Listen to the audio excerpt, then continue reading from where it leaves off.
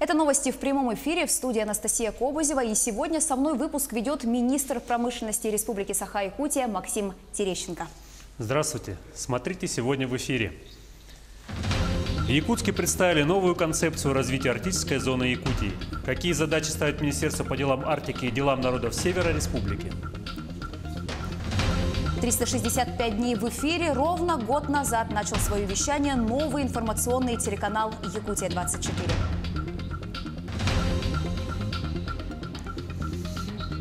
Крушение вертолета Робинсона. История спасения семьи Туприных. Захватывающие истории в материале наших коллег.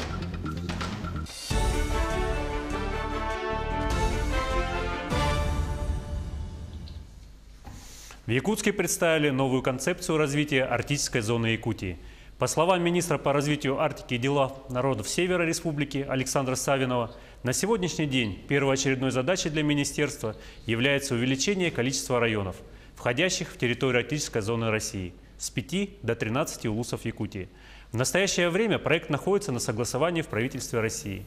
На данный момент имеется разработанный проект стратегии социально-экономического развития арктической зоны республики на период до 2030 года. К другим темам. Заболеваемость ОРВИ и гриппом за 4-ю неделю Нового года превышает эпидемиологические пороги в республике в 2 раза. В основном преобладают вирусы негриппозной этиологии, парагрипп и аденовирус. Также лабораторными исследованиями были выявлены вирусы гриппа А, но вспышки заболеваемости этим гриппом не наблюдается. Из числа заболевших 82% приходится на детей до 14 лет. Минздрав Якутии рекомендует соблюдать меры профилактики и не заниматься самолечением. При признаках заболевания обращаться в поликлинику по месту жительства или вызывать врача на дом. На сегодняшний день у нас находится в отделении в стационаре 59 больных. Встречаются тяжелые случаи гриппа. Есть больные с осложнениями в виде пневмонии, когда уже присоединяется вторичная бактериальная флора. Там бывают пневмонии, протекают тяжело, конечно, да, но такие случаи единичные. 11 случаев вируса свиного гриппа на сегодняшний день выявлено в Горном Улусе. Только за 4 последних дня января в районном центре села Бердыгистях отмечено 95 случаев заболевания ОРВИ и 2 больных парагриппом. В основном это дети до 14 лет. В связи с напряженной ситуацией и ростом заболеваемости до 6 февраля включительно объявлен карантин во всех образовательных учреждениях Бердыгистяхского, Кировского и Мытахского наслегов. Ограничение распространяется также на учреждения дополнительного образования и проведение внешкольных мероприятий. С начала текущей недели у нас мониторинг переведен на ежедневный режим. И по итогам уже 2-го дня у нас было зарегистрировано превышение недельного эпидемического порога на 30%. Наибольший уровень заболеваемости у нас отмечался в возрастной категории от 3 до 6 и от 7 до 14 лет. Также эпидемический процесс начал распространяться на село Бердыгистях. И на сегодняшний день у нас выявлено 3 положительных находки вируса парагриппа и 11 положительных находок вируса гриппа А, штамм H1N1, который у нас в народе иначе называют свиным гриппом. Но оснований для разведения паники абсолютно нет. Якутские спасатели тестируют устройства, предназначенные для запуска двигателя в условиях холода. Сообщается, что с его помощью можно завести двигатель даже при полной разрядке аккумулятора или выходе из строя. Испытания оборудования будут проводиться до конца зимы. Устройство может помочь не только спасателям, но и пригодиться водителям и автотранспортным хозяйствам для повышения безопасности на автозимниках. Заряжается даже отсевшего аккумулятора. В чем его преимущество? И он не боится низких температур. Потому что аккумулятор в любом случае же надо вести, даже запасной, вести надо в теплом помещении, скажем, в тепле. А этот не зависит от температуры. Поэтому нас заинтересовало, пробуем. Даст Бог, получится. Якутяне присоединились ко всероссийской акции «Погода экстремальная, дисциплина максимальная». Ее главная цель – предупреждение дорожно-транспортных происшествий. Сотрудники госавтоинспекции еще раз напомнили водителям, что от добросовестного отношения к вождению зависит жизнь не только водителей, но и пассажиров. сегодня госавтоинспекция проводит профилактическую акцию «Погода экстремальная, дисциплина максимальная». Значит, это в условиях тумана, сильной задымленности от выхлопных газов. Водители должны быть предельно внимательны, соблюдать дистанцию. Значит, не просто соблюдать дистанцию, а увеличивать дистанцию перед впереди идущим транспортом, соблюдать скоростной режим. Значит, и у тех водителей, у кого все в порядке, значит, мы дарим маленькие презенты. Это вот такой световозвращающий жилет, обложка для автодокументов и ароматизатор воздуха. Ну и напоминаем водителям, конечно, о безопасности в пути. А у кого, конечно, есть какие-то нарушения, составляем административные материалы. Испытано в Якутии. На территории индустриального парка Кангаласы открыли испытательный полигон Северо-Восточного федерального университета. На 4 трассах со снежной и ледовой поверхностью испытывают автомобильные шины, сцепления, торможения, резкие повороты. Первопроходцем и одним из участников создания полигона стала меловая корпорация Bridgestone. Особенность якутского полигона – суровые условия, уникальная возможность попробовать технику при максимально низких температурах. Отметим, что это только первая очередь строительства. В будущем планируют возвести крытый полигон с ледовой и снежным трассами, на которых тестировать шины смогут круглый год. Значит, снеговые у нас в целом соответствуют правилам ЕЭК. Вот, и для нас очень лестно то, что господин Аяма-сан очень хорошо и высоко отозвался о качестве подготовленных нами трасс. Он отметил, что такой уровень подготовки, такое качество снегового трека, прямого снегового разгонного трека, он видел только в Северной Америке. Поэтому для нас это очень лестный отзыв, и мы им очень-очень дорожим и надеемся, что заказчиками, клиентами нашего полигона станут и другие шинные компании не только России, но и мира.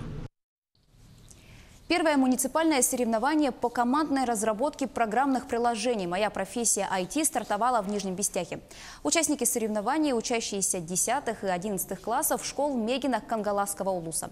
Всего участвует 9 команд, в каждой по 3 участника. В рамках хакатона они будут генерировать проекты по таким направлениям, как транспорт, комфортная среда, здравоохранение и цифровое образование.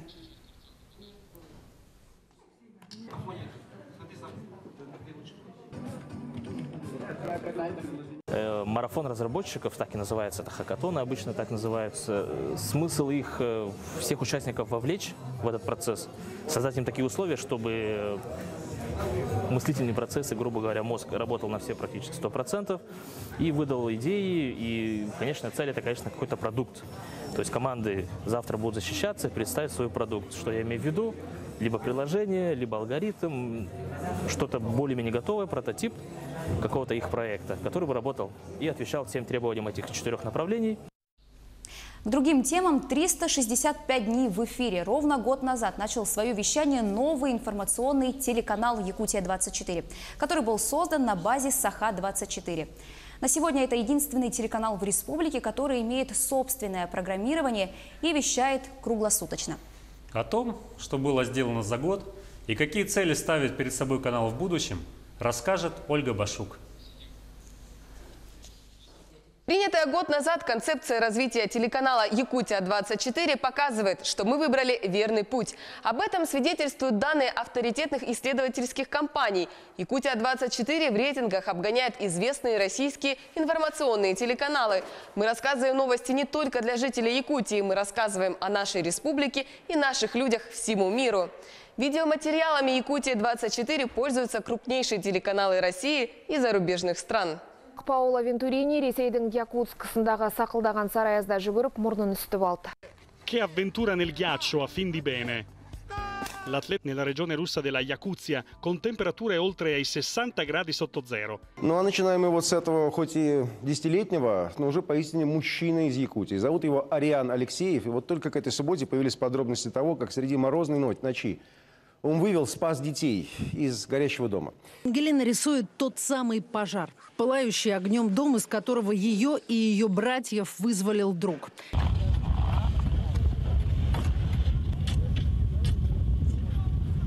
В Якутию пришли сильные морозы. Ночью ожидается до минус 48.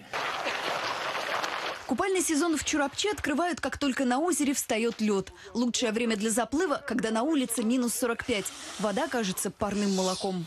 Под Нерингри род Юрмаган живет испокон веков. Хотя сами признаются, сейчас их становится все меньше. Пасти оленей охотиться сложно. Ягель растет в диких местах, а зверь забирается все дальше. Житель Якутии Владимир Амосов выставил на продажу эксклюзивный головной убор за $10 тысяч. Он утверждает, что шапка сделана из шерсти мамонта. Где он ее взял и откуда у продавца сертификат подлинности, выяснял Станислав Даре. Уникальная шапка. Единственная в мире, из-за этого цены такие. Это первое телевизионное интервью Владимира Амосова. На этой неделе о строителе из Якутии узнал весь мир.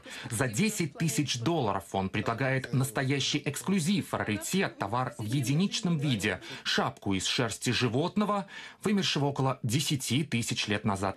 Прямые включения корреспондентов из городов и районов Якутии, столицы России и зарубежных стран. Они позволяют доставлять для наших зрителей новости максимально оперативно. Мы первыми оказываемся на месте событий, сообщая о происходящем. Хочется сказать о том, что за этой победой наблюдала огромная толпа поклонников, не только у экранов телевизоров. Стадион в Петербурге собрал 64,5 тысячи зрителей, и это настоящий рекорд. Мне даже страшно представить, что сейчас творится на улицах Петербурга. Я думаю, там ликовать будут до самого утра. 25 июня, не нужно расслабляться, 25 июня будет очередная игра нашей сборной. Мы встречаемся с Уругваем. Конечно, она уже ничего не решает. Мы выходим автоматически в 1/8, наверное, даже с первого места, друзья, с 6 голами, 6 очками. Но все равно продолжаем болеть. Интрига остается. Якутия-24 – единственный региональный телеканал, который ведет прямые трансляции важнейших республиканских, общероссийских и мировых событий. Мы прекрасно общаемся не только с пресс-службой главы Республики Саха-Якутия, но в том числе и с пресс-службой президента Российской Федерации Владимира Владимировича Путина. И не буду скрывать, мы один из крайне немногих телеканалов, которые получают картинку с мероприятий с участием президента страны в режиме реального времени, в режиме реального перегона. Поэтому наши зрители видят нашу картинку видят одновременно с федеральными каналами. Мы один из немногих телеканалов. За последний год мы в прямом эфире показывали инаугурацию президента России Владимира Путина и главы республики Айсена Николаева, вели трансляцию парадов Победы на Красной площади в Москве и военно-морского флота в Санкт-Петербурге. Наши зрители в режиме реального времени наблюдали за исторической встречей президентов России и США в столице Финляндии. Руководство канала не собирается останавливаться на достигнутом. Впереди много планов. Освоение новых форматов, в том числе интернет-пространства. Свидетелями их воплощения в жизнь станут все зрители телеканала «Якутия-24».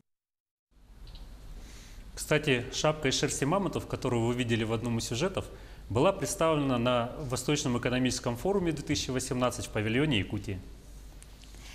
Главная цель работы журналиста – помогать людям. В первую очередь тем, кто попал в беду и остался с ней один на один.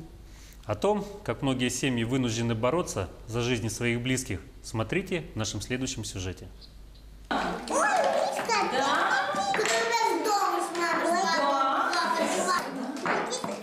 Каждый день двухлетней Софии – борьба за жизнь и преодоление боли. Ее кожа, как крылышки бабочки, хрупкая и ранимая. Наш телеканал рассказывал о девочке в ноябре прошлого года. В декабре она перенесла операцию в Москве. Ребенку удалили 9 зубов. Болезнь не отступает. У нас какие-то пошли осложнения, хотя вроде бы на улице зима, морозы, а у нас наоборот очень сильно воспалены сейчас колени. Не знаю, честно говоря, с чем это связано. Ран очень много. С зубами пока проблем, как говорится, нет. Удалили все, но мы сейчас не кушаем. Даже легкие прикосновения приносят боль. Серьезные раны девочке может нанести обычная еда. Приходится питаться исключительно смесями. София стойко переносит все трудности. И ежедневные длительные перевязки, и накладывание второй кожи, непилексов на раны. Лекс – это вот что у меня сейчас на лобике. То есть то, что нельзя забинтовать, то можно, как говорится, заклеить, чтобы дальше не ползла ранка. И он очень большой расход сейчас стал. У нас постоянно страдает наша шея у Софишки, она не заживает вообще. На спине у нас всегда, на животе этот импелекс. Один такой пластырь стоит 5000 рублей. Вместе с бинтами, марлями, дорогостоящими мазями выходит заоблачная сумма, неподъемная для семьи. Сейчас цель собрать 500 000 рублей. Этих денег хватит, чтобы обеспечить Софию необходимым расходным материалом на 1,5 месяца. Это, видите, это все у нее текло, отек. Сюда вот боль у нее пошла вниз. В начале прошлого года жизнь молодой мамы Екатерины Рыбалкиной перевернулась на 180 градусов. В одно январское утро она просто не смогла встать с постели. А дальше больницы и бесконечные обследования. Диагноз установили только в ноябре. Саркома Юинга, рак 3-й степени. Он прозвучал как приговор. Врачи дали срок полгода на спасение. Мне мама сказала об этом. Я не поняла сначала, что это. А потом уже, когда сама прочитала это в интернете, тогда уже поняла, что это, да, плохо. Единственный шанс – операция в клинике Санкт-Петербурга. Цена спасения – 1 200 000 рублей. На момент выхода первого материала в эфир было собрано 89 000. После цифры начали стремительно расти. На сегодня собрано чуть меньше 1 000 000. Заветная сумма уже не кажется недостижимой. Екатерина перенесла 2 сложные химиотерапии. Впереди операция. И чем быстрее девушка попадет к докторам, тем выше шансы на здоровую жизнь. Быстрее бы вылечиться и с ребенком быть рядом всегда. Тут так в больнице почти не вижу его, можно сказать. Долго. 1 на 200 000 человек. Редкое генетическое заболевание. Проклятие Ундины, когда обычный сон смертельно опасен. Малышка Василиса попросту перестает дышать. Ей требовалось срочное лечение в Санкт-Петербурге. Перелет только с техникой в сопровождении специалиста. Одна транспортировка стоила 500 000 рублей. К счастью, после выхода материала в эфир семье удалось собрать необходимую сумму. Благодаря неравнодушным людям удалось купить дорогостоящий аппарат для искусственной вентиляции легких, который жизненно необходим ребенку. Мы хотим поблагодарить Якутия-24. Наши люди, якутяне, спасибо огромное вам за то, что вы нам помогли приобрести ИВЛ. Теперь мы живем дома. Семья переехала в Ростов. Так быстрее и дешевле добираться до клиники в Петербурге. Ведь сейчас каждая копейка на счету. Сбор продолжается. Надежда есть. Люди уже доказали, что вместе могут сотворить чудо. И Василиса научится дышать. Екатерина сможет играть и бегать с сынишкой. А в жизни маленькой Софии станет меньше боли и больше новых открытий. Сарглана Захарова, Сергей Козюра, Семен Семенов. Хорошо, что есть неравнодушные люди. Весь год телеканал «Якутия-24» следил за самыми интересными событиями. В минувшем году захватывающих историй в Якутии было немало. К счастью, все они закончились благополучно. Самые драматичные истории спасения в материале нашего корреспондента Юрия Осипова. 29 сентября в заснеженных горах Момского района потерпел крушение вертолет «Робинсон» Александра Новосельцева. Он направлялся из Среднеколымска в поселок Уснера Амиконского района. Расстояние по прямой 600 километров. Мы встретились с Александром спустя 4 месяца после инцидента. По его словам, на момент вылета погода была летная. Ухудшение началось при подлете к Сосыру. Там вертолет попал в буран. Посадка произошла, в общем-то, довольно успешно, но за счет того, что склон был порядка 40 градусов, с вертолета прокинулся на бок. Ранения никаких не получил, только разбил голову. Он провел в горах 4 дня, но, несмотря на пережитое, Александр говорит о случившемся спокойно, даже обыденно. Прекрасно видел, какие погодные условия были на тот момент, то есть понимал, что тоже вертолет за мной не прилетит ни сегодня, ни завтра. Поэтому, подготовился. Погода улучшилась только на 4-й день.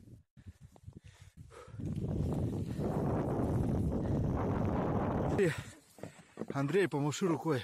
Саня. Все нормально. Жизнь Александра вернулась в привычное русло. А спустя несколько недель Якутия напряженно следила за событиями в Анабарском улусе. В течение 6 дней ничего не было известно о судьбе 3 путников. Пропала любимица якутян Карачаня Туприна, ее отец и друг семьи Федот Спиридонов.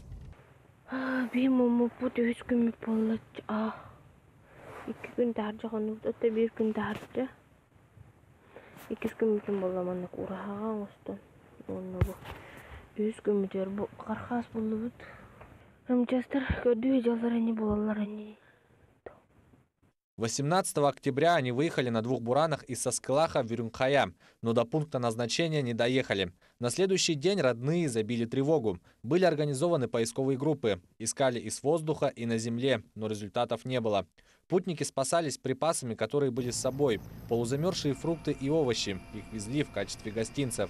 Также Олег Туприн, опытный охотник, нашел оленьи копыта, которые пошли на суп.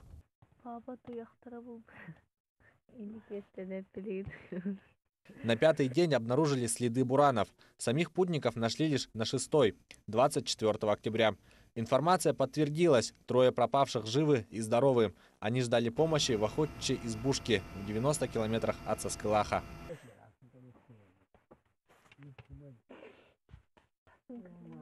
Тем же вечером со своими спасителями Карачаня и Олег Туприны Федот Спиридонов направились в Саскылах. Там к тому времени уже находились Каскеляня и ее мама.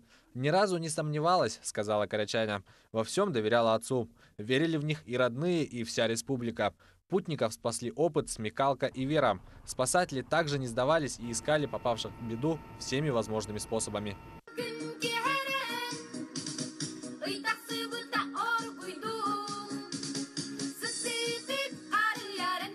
Без малого через месяц 8 оленеводов 2 дня провели на льдине, дрейфуя в море Лаптевых. Все это время они были на связи по спутниковому телефону.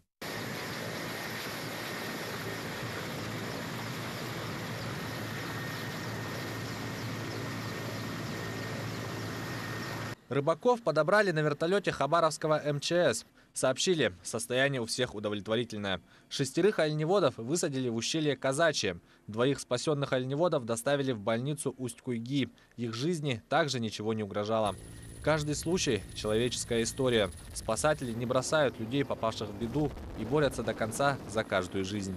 Юрий Осипов, Семен Семенов. Сегодня в течение дня рубрики ЧП, новости экономики и спорта для вас вели политики, спортсмены и сотрудники силовых ведомств. А также в качестве ведущих новостей для вас работали известные деятели политики, культуры, популярные блогеры. Своими впечатлениями поделилась министр экономики Якутии Майя Данилова, которая сегодня вела рубрику «Экономика». У меня не было такого опыта быть телеведущей, но постоянно слышишь и стараешься делать как телеведущие. Поэтому, наверное, получилось, я надеюсь, хорошо.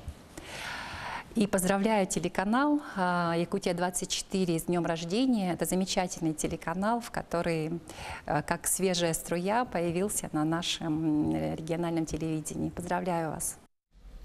Клевая рыбалка. На реке Лена развернута палатка для подлетки. В честь дня рождения телеканала «Якутия-24» популярный YouTube-блогер Вячеслав Бродников проводит в прямом эфире мастер-класс для всех любителей рыбалки. Он делится своими секретами, а также отвечает на вопросы зрителей через Instagram. Сегодня в прямом эфире Вячеслав распаковал посылку США, в которой находилась серебряная кнопка от видеосервиса YouTube. Ее вручают всем блогерам с аудиторией более 100 тысяч подписчиков. Вместе с Бродниковым работает съемочная группа телеканала «Якутия-24». Мы продолжим наблюдать за рыбалкой практически до полуночи. Таковы новости к этому часу. Еще больше новостей на наших официальных сайтах yak24.ru и nvk-online.ru. Оставайтесь с нами.